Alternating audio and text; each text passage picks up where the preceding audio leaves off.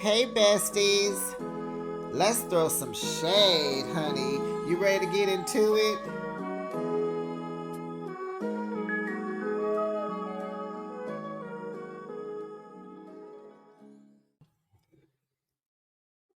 Woo, besties. Happy Saturday. It's Behind the Shade.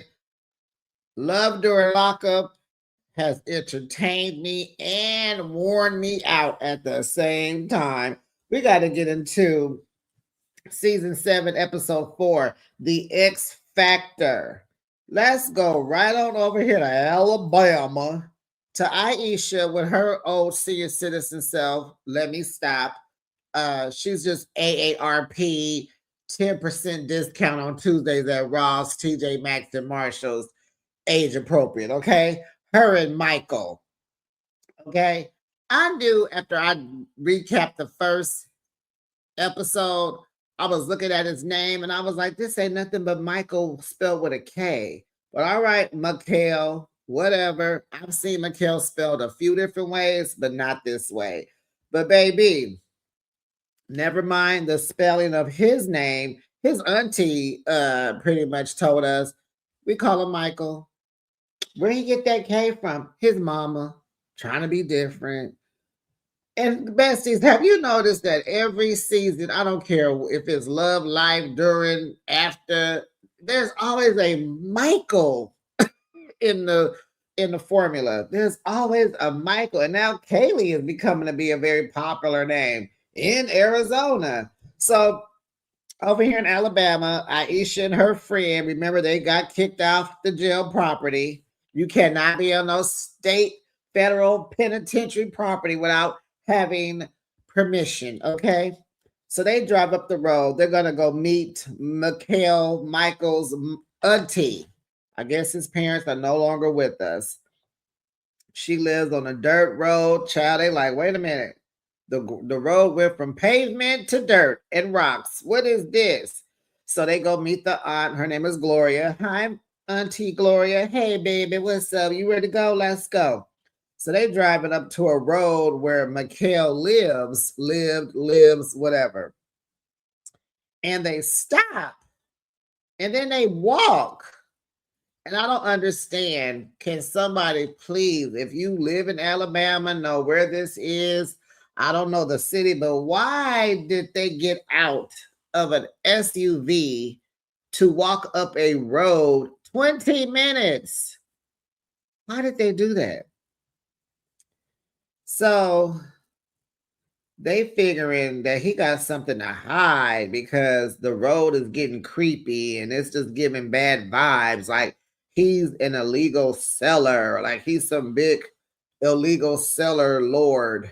You know, like he just living isolated on purpose. They just a walking and a walking and a walking. Then they get to his dilapidated little old Roach Motel, little mobile home. Child, ain't nobody been there. It is a mess. So they looking around. It look like something that'll be in a haunted movie, a horror film. They, but she's all, her nose is wide open, so she's very curious. They looking, she sees a chair outside. Oh, he used to probably sit there and blah, blah, blah. And child, then they see the police tape. The yellow and black. What is this, child?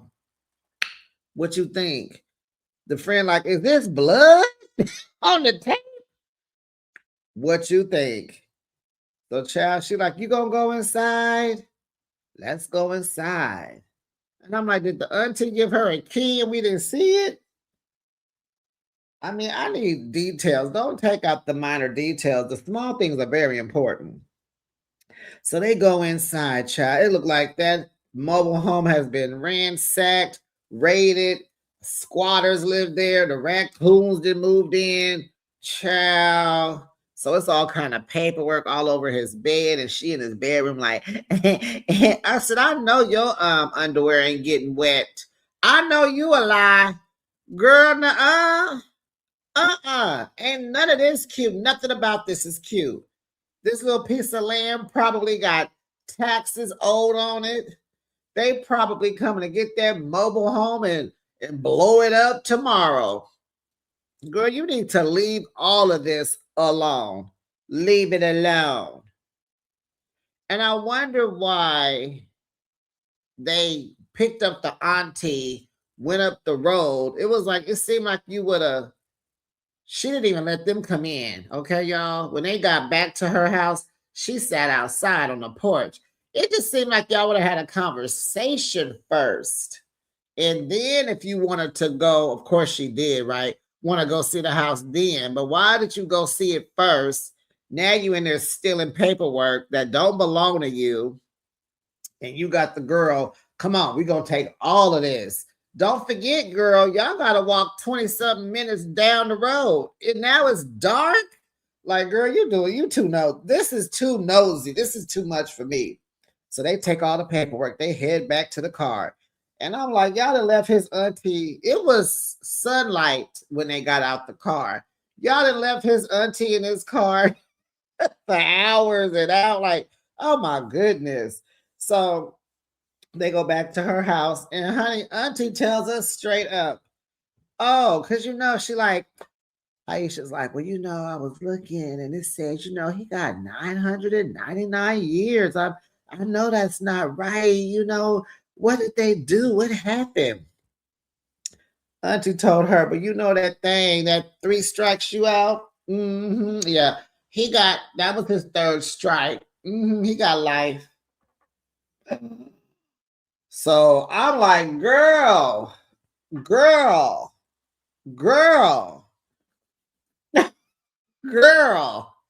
Okay, so are we done or are we finished? Are we finished, Aisha? What are we doing? What are we doing, honey? What now? What? I would like to know. Do we see you again? You gonna clear this up and let us know the path? Oh wait, the previews. I remember her sister, no, her daughter. The correctional officer. She gonna talk to Mikhail on the telephone and ask him some questions. And this is all just too silly for me. I'm kind of like, We TV, you digging. You could have found no better couples than this. I don't see how this couple made it. Like, what are we doing? 999 years. This is not like he's not coming out. Why is she on our TV?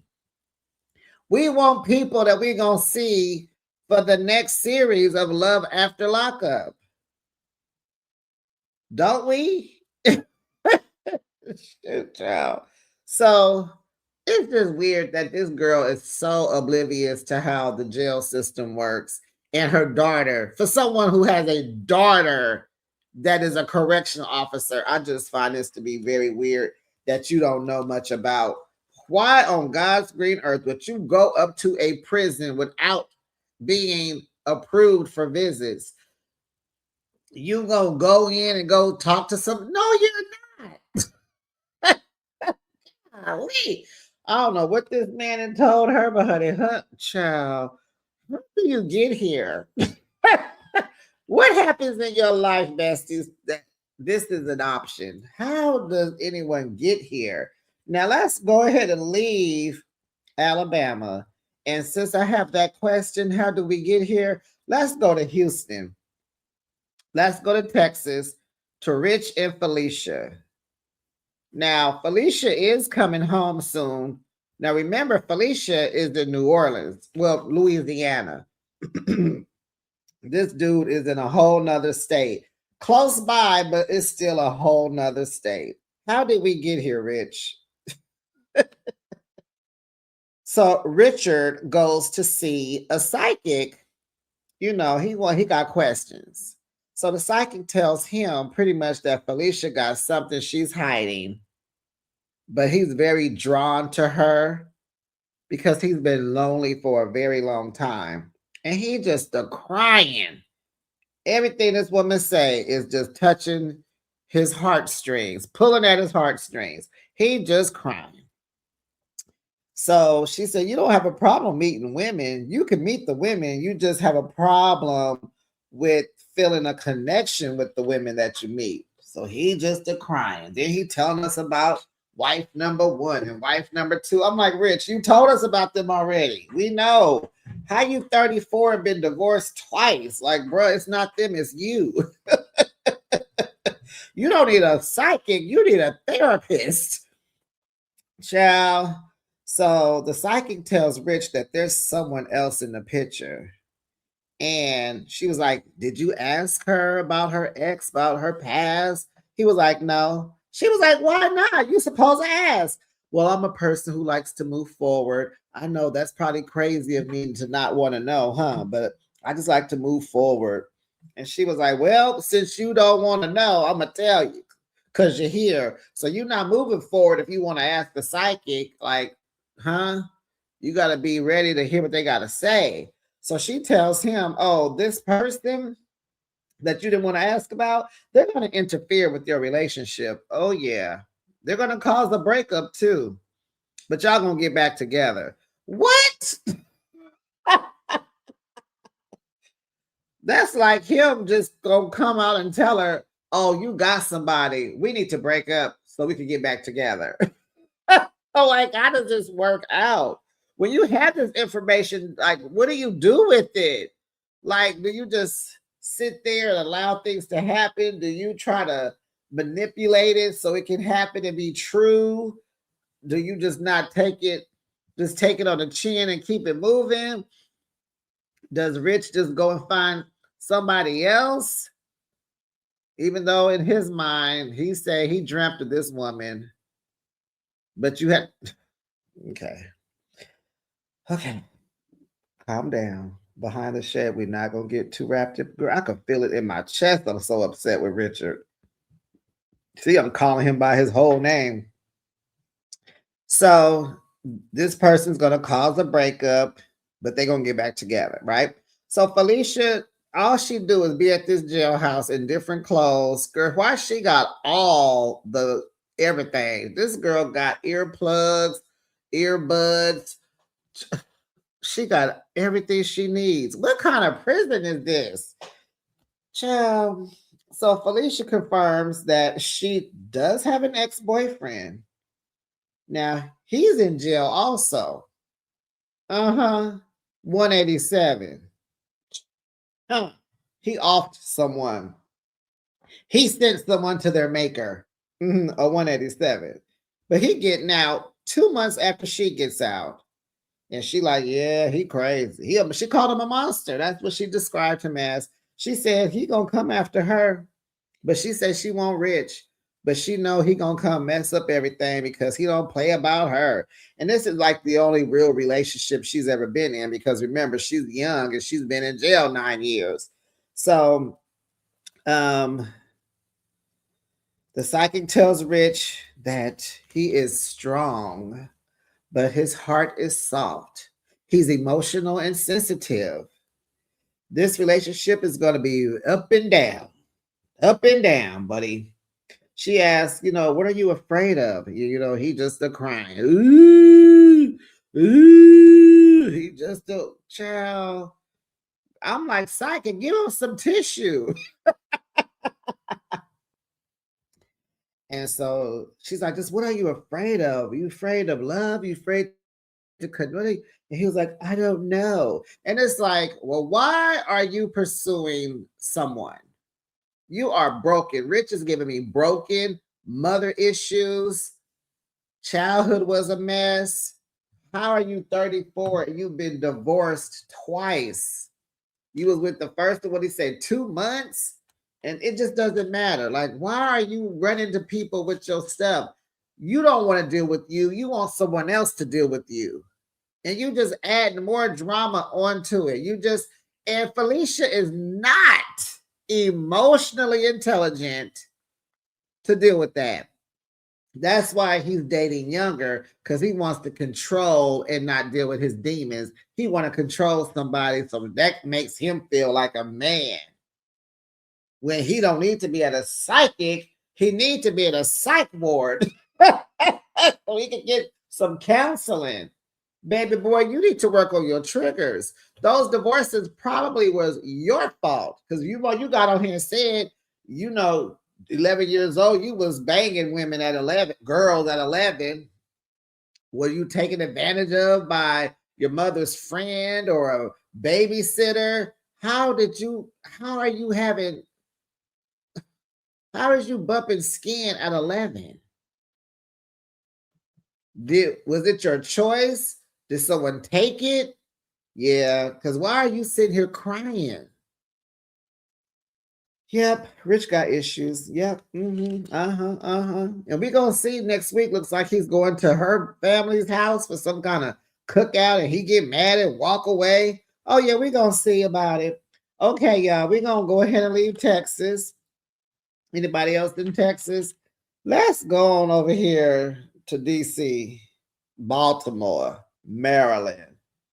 Child, Goddess, Damon, and Bonita Applebaum. Can I just say this? Bonita is extra bootsy. Bonita is trash. Like, Damon, she's not, I'm not saying she's not ugly. She's just she is nuts. She is a weirdo. First of all, that hair. This girl wearing weaves that we was doing back in the 90s when we was blending your hair and gluing the tracks on.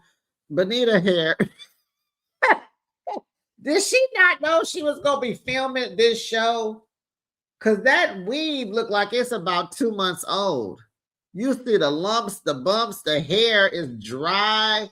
Girl, don't you put no more spritz on your hair trying to smooth that top. Take that mess out, girl. And then but her and her friend in a jewelry shop, what do they have on? And did you see them shoes? Where do they shop? I know girls in DC dress, and they all got the same kind of like that little rough little accent, but child, the best friend had on a little pink biker short outfit. She got on the black one with a bra situation.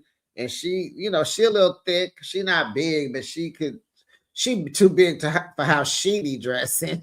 But them little picky clacks she had on, child, I hollered. Okay, let's get into it because I'm sick of them. The mom of his old lying self, he gonna tell us like we believe him, besties, that he owns a tow truck company. Boy, shut up. Shut up. He said he owns a tow truck company. He sell cars. Shut up.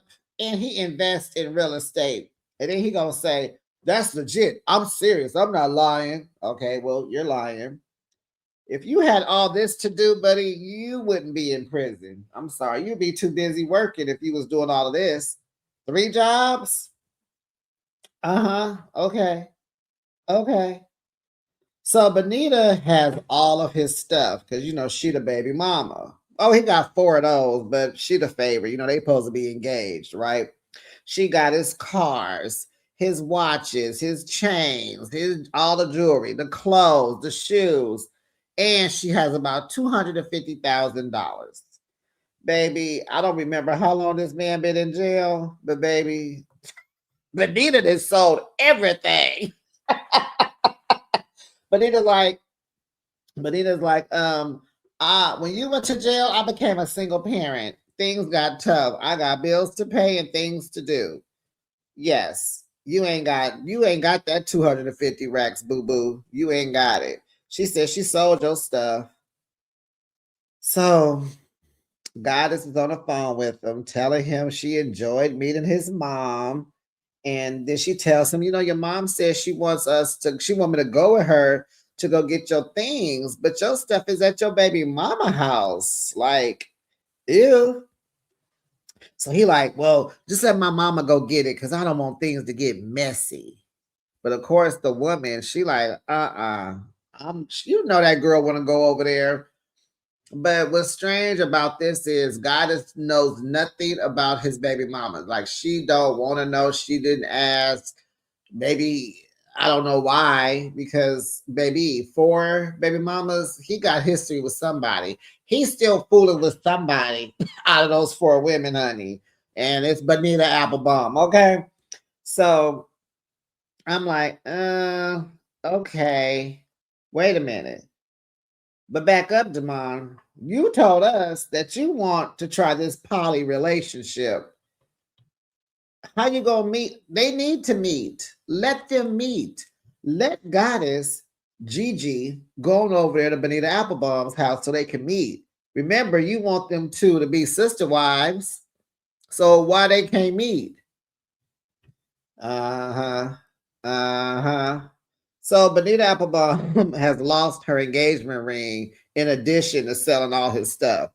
So honey, her friend and her toe up weave is at the jewelry store. Some random looking jewelry store. I don't even believe this was a real store. It was just the most randomest looking place. And then not Bravo, WeTV, they trying to have customers in there. I saw a dude in there, a woman in there. They was really doing it up, playing it up. Y'all hear me? But this fake jewelry store. So she go in there and she like, hey, you know, my dude bought my engagement ring from here back in 2020. Is there any way you can pull it up and then get me a duplicate of that? He was like, yeah, what's his name? What year? What date? Okay, got it. So he come back with this nice, beautiful ring. Why is the ring $5,000? Okay. She is in shock that this man spent that much on that ring. She said she would have kept it and took better care of it had she known it was worth $5,000.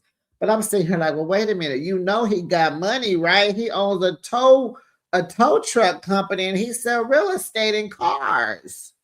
Wait a minute, you have all his expensive jewelry, clothes, and shoes, and you have $250,000 of his money. Why are you shocked about this? Uh-huh. You know why? Because he lying. But we know that already. So she like, oh, no. I need a cheaper ring. You got, what did she call it, y'all? She said, I need a CZ ring, cubic zirconian, right? So he come back, and he brings out a ring that costs $64. And she was like, oh, that'll work. He like, what I'm gonna do is I'm gonna convince him that he needs to buy me a new ring. Because he's not gonna remember exactly, like he ain't gonna remember what the real ring looked like. And I'm gonna just tell him I want a new one. That's what I'm gonna do. And then her and her friend just collapse. They just galley up about this ring shop with the ugly old sandals, y'all. Oh my God, those sandals are so 1998. We don't even wear those no more. So Goddess is on the phone and she asked Damon about his baby mama. Do she know that they're in a relationship? And he's like, don't nobody know. What? This your mama? And she like, oh, you lying because last month you told me that they did know about me. And I'm like, well, Goddess, why do you keep asking him that? Because you don't believe him and you trying to catch him in a lie, huh? Well, you did, and here we are. So he tells her that he'll get things together. And she like, nah, you lying. So she just tell her she praying for the best, but is prepared for the worst. And I'm like, Goddess, the people say you are so pretty. You are cute, but you as dumb as you are so dumb. You dumb, you just as dumb as a bag of rocks. Well, goodness, Goddess. Poor thing, just cute and stupid. But remember, she met Damon. She was braiding his hair, y'all, and that's how they met. So we're gonna leave Maryland. We're gonna trot on out over there to Vegas, child. Vegas and Pennsylvania. So Emily calls her son. You know, her son stays with her mom, and she's leaving Bella, the brothel. She's been there for a week. She's made $5,000, and she has been asked to go to Vegas to make porn. She's gonna do it because it makes money. Even though Justin ain't gonna like it, she's gonna do it because this is what she does, right? And now Justin is starting to ask her for money. So she got to get it together because he's coming home. So, now a year and a half, a year, 13 months later, but she got to stack up. And so far, she has now given Justin $5,000. Child. And we know Justin is still in contact with two of his ex-girlfriends. Brittany is the one who hooked them up. She was running his Facebook account. She's the bigger girl. And Liz is the skinnier one who is still in love with Justin and is telling Emily that, he's just using her for money. They gonna be together when he get out. Liz and Justin gonna be together when he get out. Justin says he has a hard time letting go. He told Emily that. So out in Pennsylvania, the two exes, they're out eating. And then they're talking about Emily and how stupid this relationship is. And they always arguing, blah, blah, blah, blah, blah. And how Justin will not be able to handle the idea of the profession that she's in. But clearly he's seeking companionship. And so he also wants, whoever gonna be his all to himself. Well, Justin, you are in the wrong relationship. And you didn't have to be here. The girl told you, she said the first conversation, she told you what she does for a living. And Emily asked Brittany, does she think that he could handle her career? So they say Justin is controlling and all the things, right? So Justin calls Brittany. Liz is there. She demands to talk to Justin. Let me talk to him. What's up with you? Why you block me on everything? Child, he was like, because you all in my business, butting into my situation and you talking too much. And so she was like, yeah, because that girl ain't no good for you. So what's up with us? I'm still in love with you. I want to rebuild. So we hear, what's her name, Liz? She's like, she's in love. Everything is Justin. She head over heels. Life it was good with him. She can't picture life without him. Blah blah blah. They was only together for 2 years. I'm like, girl, but hey, if you've been in love, you understand 2 years is a lifetime. So she said it got toxic, and she thinks it'll be different this time when he get out. Okay, girl. Now Justin is like, I'm confused. I don't know what to do. But the both exes say, oh, he gonna be with Liz when he get out. But he confused. He don't know what to do. I'm like, oh, yeah, Justin he is demonstrating illness. He is. Very much so. So we're gonna head on out to Arizona, y'all. Woo-wee, not the mamas getting into it. How is the mamas fighting over these? They both got, child, let's get into it. Crazy. Kaylee and Mike, or should I say Angel and Lori. Angel is Mike's mother. Lori is Kaylee's mother. The mothers meet. Is this the first time they meet? Possibly.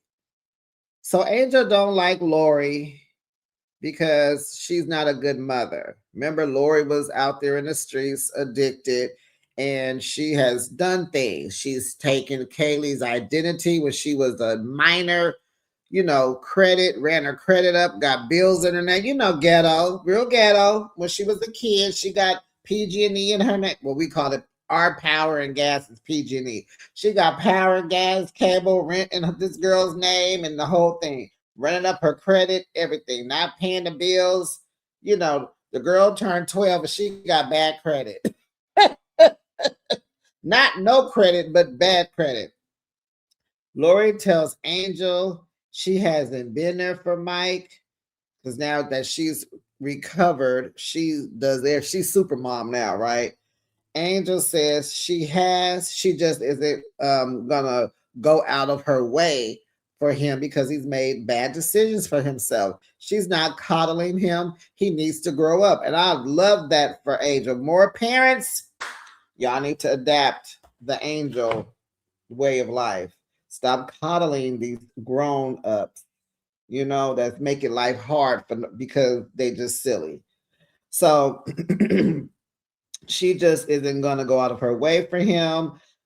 She's like, and then here go Lori. My daughter has spent $42,000 on your son so he can have ramen noodles. And so Angel's like, okay, and that's y'all mistake. That's y'all fault. And my daughter is struggling with 4 kids. And so Angel looked at Kaylee and was like, say no. Child, I'm like, I feel you, Angel. So simple. And so Lori's like, I feel like I'm footing the bill for your son. You need to be buying him his clothes. Child, and so Angel gonna say, well, if you hadn't stolen Kaylee's money, she probably would have more money now. Angel ain't lying. And so Lori's like, listen, we have moved past that. I'm here now. I'm here in the now. Do you understand? I do everything now. Okay. And she says, and I just spent $740 on one outfit for your son because all my daughter's cards were declined. Angel was like, well, why did you do that?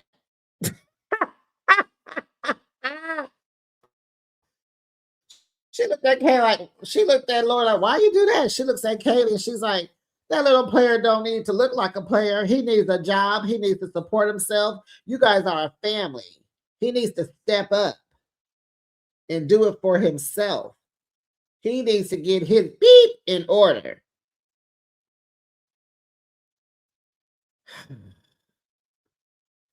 And so I think Angel says, he's just a lame felon. No, Angel tells Lori that she's a lame ASS felon. I would have never did what you've done to your child. Child, I was like, when is she gonna throw this water on Angel? Because I would have threw it a long time ago. And then you gonna call me lame and a felon? You don't know if I got my record expunged. I'm doing good for myself now. I just told you I spent over $700 on your child's clothes. And so she says, I would have never done that to my child. And so Lori says, well, where is your child now? In prison? I was like, there you go, Lori. There you go. And so she says, don't you think you had something to do with that? With his decision making, like somewhere along in your motherhood, you messed up because how your son ended up in jail. And so Angel's like, well, you a felon too. You can't talk. Lori said, I can. I got out and made a difference. Will he do it too? And then she tells Lori she's stupid. What? And so she said, is you stupid for marrying him? Because I told you not to marry him while he was in jail. You then went and married him and you got his name tattooed on your butt cheeks. Oh, no. No, Angel, you too much. Angel has no filter. She is so rude and blunt. She just needs to pull it in just a tad bit, because if she can't fight, she needs to pull it in. So, child, the mamas is going back and forth and back again. I heard something about F you, well, you wish you could. Oh, I wouldn't. You got old bodies on you. Child, what? Then Lori gets fed up finally, and she throws her water onto Angel. Got all on her chest and her face and her hair. And and she got up. Lori got up. All I heard was, "Oh, my purse. Oh, my coffee." Because, Kaylee and Lori, they both have these Coach purses. And I don't know why they have to blur out the Coach symbol on the purses. And you could tell with somebody ain't never had nothing. Clearly, excuse me, it's clear they got those purses from the outlet. If they live in Phoenix, there's an outlet in Glendale, not far, and there's a Coach store there. I've been there a few times. And so I know you got your purses from the outlet, which is fine. But y'all see him walk around these purses like they, a little bit, more expensive. And so, child, my purse. Child, Lori got up and got her big old Coach purse, honey. She walked away, honey. They just are talking. They still talking crap. So Angel looks at Kaylee. Kaylee is looking like, OMG. I know. Angel said, I don't want to see her again. And wait till Mikey hears about this. Child, what he gonna do? He in prison. But child, I don't know about y'all besties, but I kiki and I ha. But it's a little in. These couples are a little in. But we're gonna rock with it, roll with it. Besties, drop down in the comment sections. Let me know what you thought about this week's episode. Make sure you like the video. Make sure you subscribe. And make sure that notification bell is on. And I'm coming back, besties. I'm going to recap the interview that Carlos King did with Toya and Eugene from Married to Medicine. Bye, besties.